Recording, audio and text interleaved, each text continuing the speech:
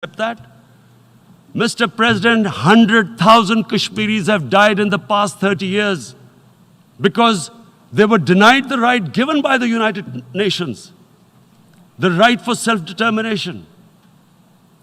100,000 have died and 11,000 women have been raped. There are two United Nations human rights reports on this. The world hasn't done anything because India is a huge market, 1.2 billion people. Sadly, the material prevails over the human. But this has serious consequences. Again, I repeat, that's why I'm here. Look, what is going to happen when the curfew is lifted will be a bloodbath. The people will come out. There are 900,000 troops there. They haven't come to, as Narendra Modi says, he's done this for prosperity of Kashmir. This is supposed to be for the development. These 900,000 troops, what are they going to do when they come out? There'll be a bloodbath. Has he thought it through what happens then? Mr. President, has anyone thought that what happens when there is a bloodbath? What do you think the impact will have on people of Kashmir? What do you think they will think? The way they have been boxed in their houses, treated like worse than animals, no rights. Thousands of all the political leadership has been arrested, taken out of Kashmir. Even those Kashmiri leaders who were pro-India have been taken out. 13,000 boys have been picked up and taken to God knows which destinations. So what do they think? What will the people of Kashmir do when they lift the curfew? They will be out in the streets. And what will the soldiers do? They will shoot them. They've already used pellet guns, blinded young boys. In the last 6 years, the 5 years, the oppression that has gone on in Kashmir. And so, Kashmiris will be further radicalized. Mr. President, there will be another Pulwama. And guess what? India will blame us. They're already blaming us. They're saying all this is happening because of Pakistan. One of their defense ministers said, there are 500 terrorists lined up on the border to go in. Why would Pakistan send 500 terrorists when there are 900,000 troops? What impact are they going to make? What will they do? And why would? Don't we know that the moment there is some terrorist attack, all that will happen is there'll be further cruelty and oppression of the people of Kashmir.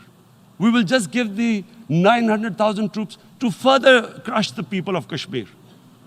And then we'll give the Indian government an excuse that, look, Pakistan is a terrorist state, and this mantra that has gone on, Islamic terrorism. The moment you use this catchword, Islamic terrorism, the whole world turns away. No one talks about human rights. You can do whatever you want, which is what has happened in Kashmir, because they keep using this word, Islamic terrorism. And this is what they're doing right now. What do we benefit from further increasing the cruelty on the people of Kashmir? And why would we want this? But there is no other narrative left for India. As when they lift the curfew, whatever happens, Pakistan will be blamed, and there is always a danger of another Pulwama. They might come and bomb us again, and then another cycle might start. And what does Narendra Modi think? That 180 million Muslims of India are thinking right now. Aren't they watching these Kashmiris stuck inside for 55 days they've been stuck in? Aren't they watching? What do you think? Don't you think that the Muslims will be radicalized in India? And I'm talking about 180 million people. And when they get radicalized, There will be some incident in India somewhere down the line. Again, we will be blamed. And I'm warning you right now, again, we will be blamed. And Mr. President, what about 1.3 billion Muslims who are watching this? And they know that it is only happening in Kashmir because they're Kashmiri Muslims. This is not happening to Kashmiri Hindus. They know that this is happening because of their religion. So what do you think they will be thinking? What do you think the Jewish community would think if there were, forget 8,000 Jews stuck like this? What do you think Europeans would think? What do we think? I mean, any human community, if their members are stuck like that, what do you think they will think? Are we a children of a lesser God? Is it not going to cause us pain? And then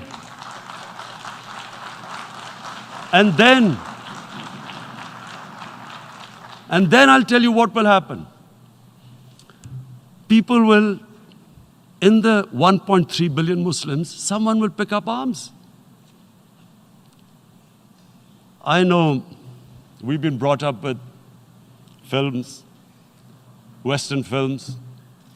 This good, decent guy doesn't get justice. He decides to pick up a gun and start seeking justice. There was a film made in New York, famous film called Death Wish. This guy gets mugged by and his family, his wife gets killed or something. He can't get justice. He picks up a gun and he goes around shooting muggers. And the whole cinema cheers him on. So what do you think the Muslims are thinking right now? If there is a bloodbath, there will be Muslims becoming radicals, not because of Islam, but because of what they will see, that there's no justice when it comes to Muslims.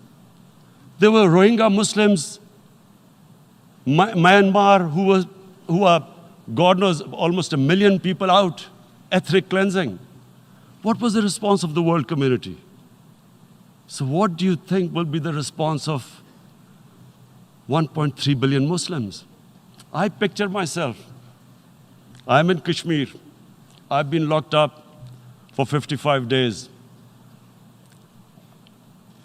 I have heard about, and there are rapes, Indian Army going into homes, soldiers.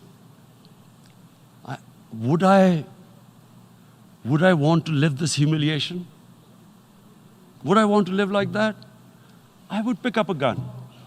You're forcing people.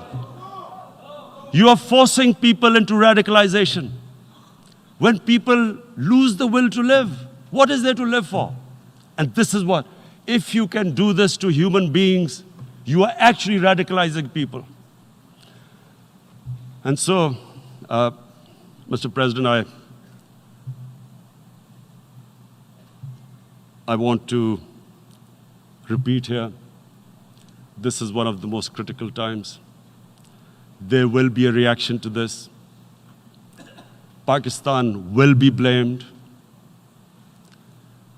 2 nuclear-armed countries will come face to face like we came in February. And before we head in that direction, the United Nations has a responsibility. This is why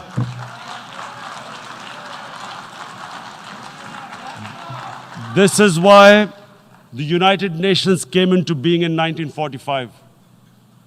You were supposed to stop this happening. I feel we are back to 1939, Munich. Czechoslovakia has been taken, annexed. What is the world community going to do? Is it going to appease a market of 1.2 billion, or is it going to stand up for justice and humanity?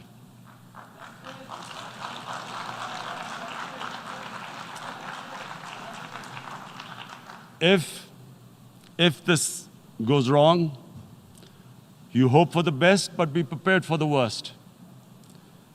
If a conventional war starts between the 2 countries, Mr. President, if a conventional war starts and anything could happen. But supposing a country 7 times smaller than its neighbor is faced with the choice, either you surrender or you fight for your freedom till death, what will we do?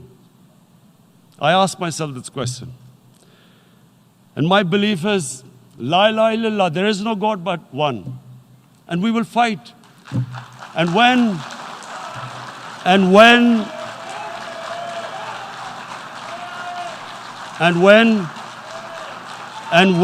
a nuclear-armed country fights to the end, it will have consequences far beyond the borders. It will have consequences for the world, which is why I repeat I'm here.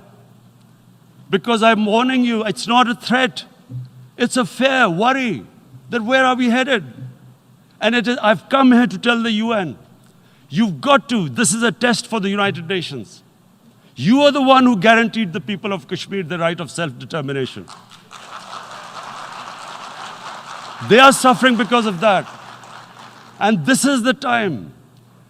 This is the time not to appease like in 1939 appeasement took place. This is the time to take action. And number one action must be that India must lift this inhuman curfew, which has lasted for 55 days. It must free all political prisoners, and especially those 13,000 boys that have been picked up. Parents don't know where they've disappeared. And then the world community must give the people of Kashmir the right of self-determination. Thank you.